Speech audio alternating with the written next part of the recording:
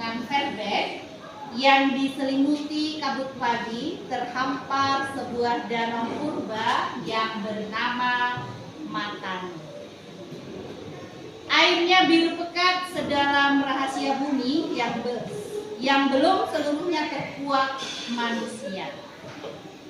Orang-orang tua dari Luhut Timur menyebutnya sebagai cermin langit, tempat di mana matahari pertama kali menatap dirinya di air sebelum manjat ke cakrawala.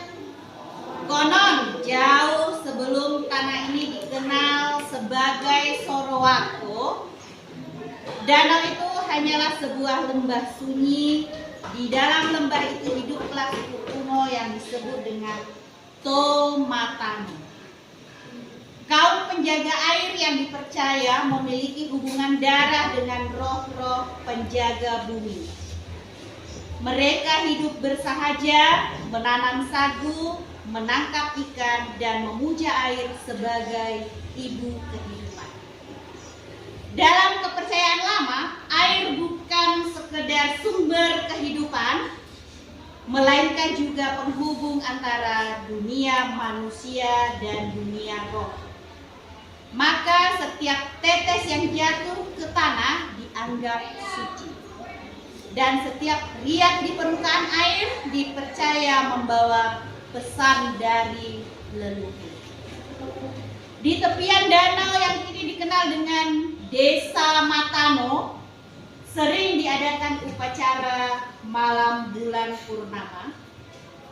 Para petua berkumpul, memukul gendang bambu, dan menyanyikan syair purba yang disebut Simbo untuk memanggil roh penjaga danau agar memberkahi hasil bumi dan menenteramkan hati manusia. Namun, sebagaimana semua kisah purba, kedamaian tak berlangsung selamanya. Pada suatu masa datanglah kemarau yang panjang, memutuskan aliran sungai dan mengeringkan mata air. Tanah retak, pepohonan meranggas, dan ikan-ikan mati berserakan. Penduduk Tomatano memohon kepada para dewa, tetapi langit tetap bisu. Dalam keputusasaan itu, seorang pemuda bernama Ladewata yang dikenal berhati murni dan berjiwa pemberani naik ke puncak gunung tertinggi dan berdoa selama 3 hari 3 malam. Pada malam ketiga, ketika bulan menggantung sempurna di langit, bumi berguncang hebat. Dari sela-sela batu karang keluar semburan air deras, memancar seperti mata bumi yang baru terbuka. Air itu terus mengalir, menelan lembah, menenggelamkan perkampungan Tomatano, dan membentuk danau luas yang kita kenal hari ini. Orang-orang percaya Ladewata tidak pernah kembali karena ia telah menjadi satu dengan air penjelmaan roh penjaga danau. Sejak saat itu, Danau Matano dipercaya sebagai wadah suci, tempat bersemayamnya jiwa-jiwa yang menjaga keseimbangan alam. Waktu bergulir, generasi demi generasi datang dan pergi. Namun, legenda Ladewata tidak pernah padam.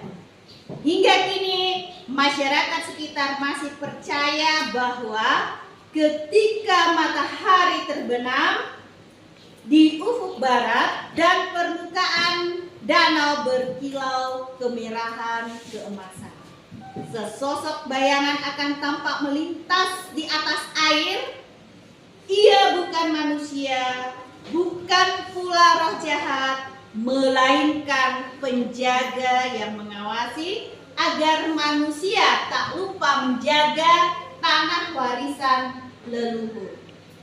Selain kisah La Dewata, ada pula legenda yang mengalun dalam bisikan ombak danau. Dikisahkan di dasar Danau Matano terdapat kerajaan air yang megah, berhiaskan istana kristal di Taman Mutiara. Di sanalah tinggal Putri Matano, putri jelita dari keturunan roh laut. Ia jatuh cinta kepada seorang pemuda manusia, anak seorang nelayan dari daratan Luwu. Namun cinta mereka cinta terlarang.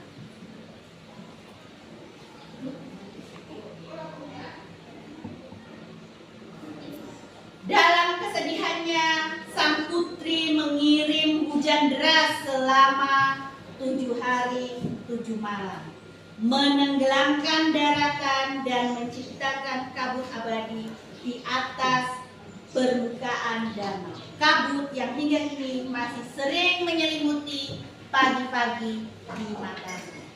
Sebagian penduduk percaya suara gemuruh yang terkadang terdengar dari kedalaman danau bukan sekedar pantulan batu karang, melainkan ratapan seorang putri yang masih menunggu kekasihnya di bawah sana.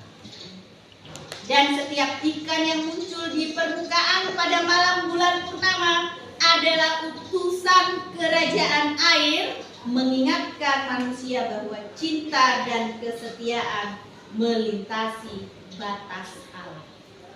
Namun di balik legenda, Danau Matano juga menyimpan kisah nyata yang tak kalah menakjubkan. Menurut para ahli geologi, danau ini termasuk salah satu danau terdalam di Asia Tenggara dengan kedalaman mencapai 590 meter.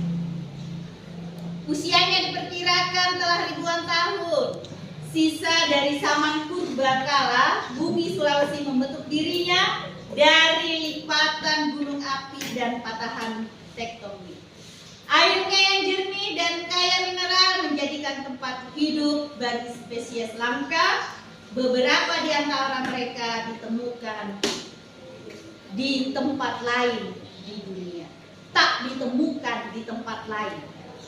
Bagi masyarakat Luwu Timur, danau ini bukan hanya tentang alam, tetapi juga pusat peradaban yang menjadi sumber inspirasi. Di tepian airnya tumbuh desa-desa yang makmur, di mana berpadu antara modernitas dan tradisi. Nyanyian simbol masih kadang terdengar dalam upacara adat, dan tabuhan gendang bambu masih mengiringi perayaan panen di setiap riak airnya. Seolah tersimpan pesan lembut di masa silam bahwa manusia hidup bukan untuk menaklukkan alam, melainkan untuk menyatu dengannya. Mereka percaya jika danau dikotori, jika keseimbangannya dirusak, maka roh La Dewata akan murka. Dan airnya akan naik kembali, menelan tanah seperti dahulu kala. Karena itu setiap kali ada pembangunan di sekitar danau, para tetua adat selalu menggelar ritual Mapa Lili, memohon izin kepada penjaga air agar mereka diberkahi dan dilindungi. Dan ketika malam turun, di saat bintang-bintang menari di atas air, orang-orang tua di Matano sering berkata dengan nada lirik, air ini bukan hanya milik kita, tetapi juga milik mereka yang telah pergi dan yang akan datang.